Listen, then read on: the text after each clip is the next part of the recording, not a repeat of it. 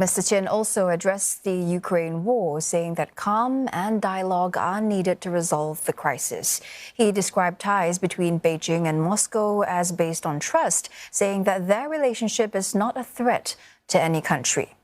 For more insights, we're joined live by Victor Gao, Chair Professor of Soochow University and Vice President of the Center for China and Globalization. Victor, thank you for joining us. Now, right from the start, Mr. Chin talked about firmly opposing a Cold War mentality of win-lose competition, and some might read this as a not-so-subtle reference to the U.S. And would you also say very consistent with the messaging from Beijing? Absolutely. I think what Foreign Minister Qin Gang outlined is an indication that the world is at a turning point.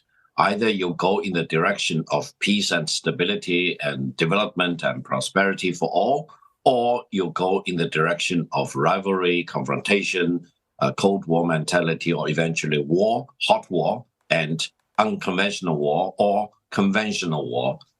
Before that. This is truly a turning point. And I think Foreign Minister Qin Gang is absolutely right in emphasizing that China is a force for peace. China wants to promote peace with its neighbors, with all the other countries, including with the United States, for example. And we oppose a Cold War mentality. We oppose using so-called competition as a way to prevent China's peaceful development. I think his remarks are as clear as they could be, and the message to the rest of the world, including to the United States, should not be unheeded. Very strong words Mr. Chin had when it came to Washington. He talked about the balloon incident, calling it an accident and saying that Washington's perception and view of China is very distorted, accusing it of trying to get both countries locked in a zero-sum game. But yet he still also made very clear that getting their relationship right is not optional. So what do you make of how he framed this? Yes, Foreign Minister Qin Gang said getting China-U.S. relations right is not optional, it's compulsory.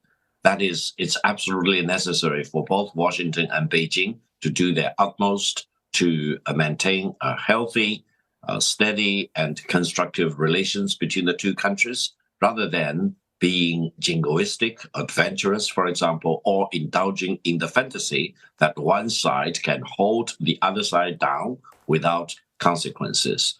Foreign Minister Qin Gang mentioned quite a few of unfortunate events, incidents, episodes initiated by the United States in China-U.S. relations, causing the poisoning and deterioration of the bilateral relations almost to a breaking point, especially the U.S. unwanted trampling of the One China policy, refusing to treat Taiwan as a part of China, and even claiming that the situation across the two sides of the Taiwan Strait is not an internal matter of China.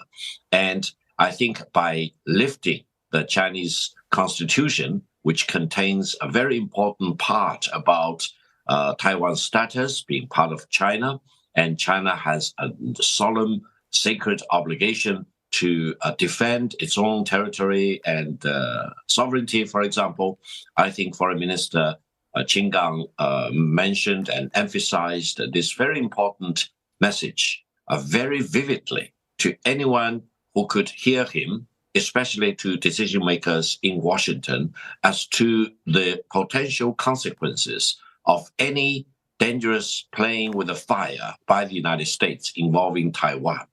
And I hope all of us will look at the situation more carefully, more prudently, rather than indulging in any dangerous endeavors which will really, as Qin Gang said, shatter the mountains and crack the earth in China-U.S. relations.